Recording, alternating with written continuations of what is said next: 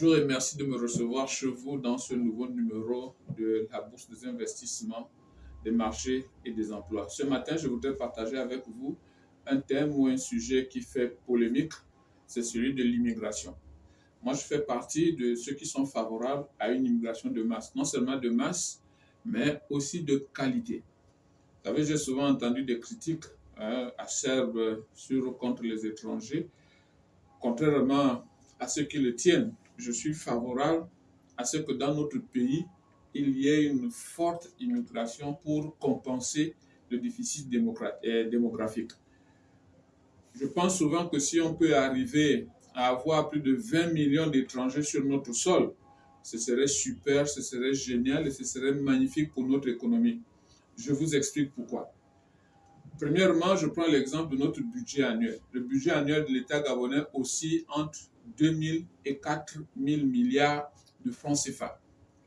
Alors, considérez, comme je viens de vous dire, 20 millions de résidents qui investissent chacun 120 000 francs par an, ça fait pratiquement 10 000 francs par mois.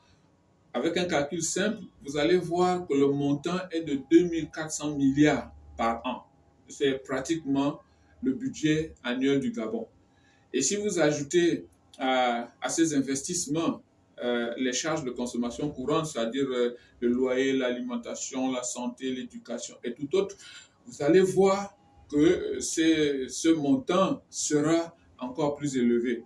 C'est donc dire que avoir une grande démographie bien organisée est, je dirais, la première richesse d'un pays. La deuxième raison que je peux vous donner, c'est que l'immigration de masse et de qualité, lorsqu'elle est bien organisée et bien structurée, va permettre une entrée de capitaux. Tous les étrangers, dans le cadre de ce que prévoit l'association Les Crafts du Gabon, tous les étrangers qui vont passer par nous vont préalablement investir dans des entreprises que nous proposons. À ce moment-là, ils auront le droit de venir au Gabon, le droit de s'installer, le droit d'y vivre. Et je pense que ce ne serait pas les 10 000 francs, comme je vous disais, investissement par mois. Ça va être des milliers, des centaines de milliers de francs que ces personnes-là dépenseront pour pouvoir investir dans ces entreprises. Ce sera au lieu d'une fuite de capitaux du Gabon vers l'extérieur, ça va plutôt être une entrée de capitaux. L'actionnariat citoyen est la stratégie que nous avons adoptée de façon à faire venir des capitaux dans notre pays pour que les uns et les autres puissent s'installer bonnement. La troisième raison favorable, c'est que le développement d'un pays est lié à l'industrie, donc à l'industrialisation. Malheureusement, 2 millions d'habitants ne peuvent pas consommer l'ensemble de production de toutes les industries qui pourront s'installer dans notre pays. C'est donc un marché très faible qui mérite d'être compensé parce qu'aucune industrie ne s'installera dans notre pays pour 2 millions d'habitants. C'est pour ça que celles qui existent aujourd'hui, ne vous en voulez pas. Je prends l'exemple de SUCAF. Même si SUCAF a une certaine production, mais rassurez-vous, il y a des subventions que SUCAF reçoit pour compenser. Il y a des ventes à l'extérieur que SUCAF reçoit. Donc, il faut une multitude, j'ai envie de dire, une population très importante pour permettre justement la consommation des productions des industries. En plus, il y en a qui me disent, oui, mais il y a le marché sous-régional. Il y a les pays voisins qui peuvent consommer les productions des industries installées au Gabon. Ne nous leurrons pas et ne nous voilons pas la face. Les frontières des pays voisins ne sont pas ouvertes aux productions gabonaises.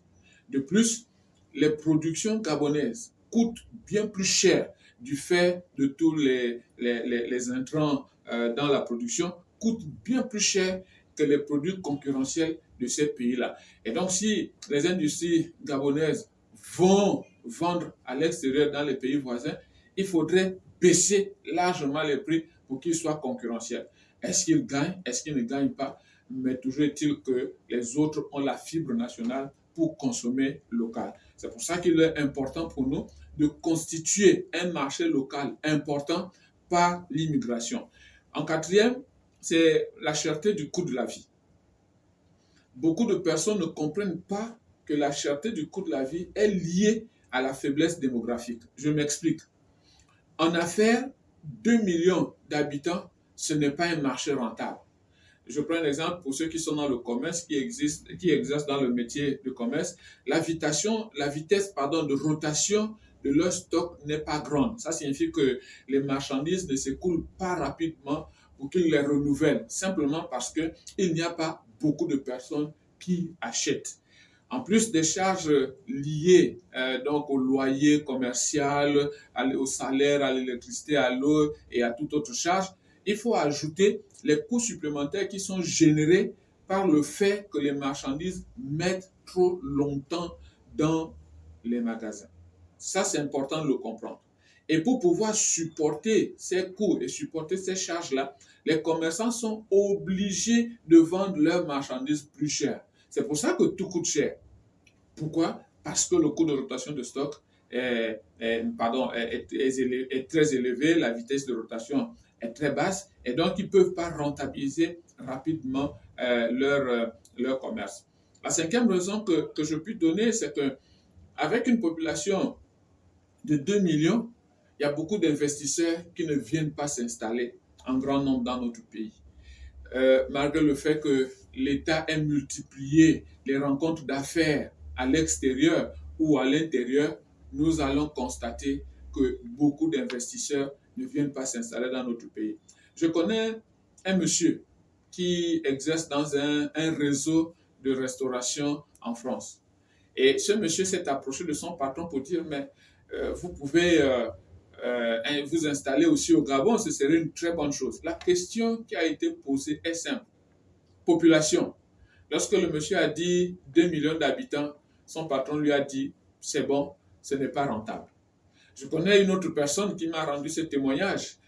Lui, c'était un magasin de sport, un très magasin de sport en Europe.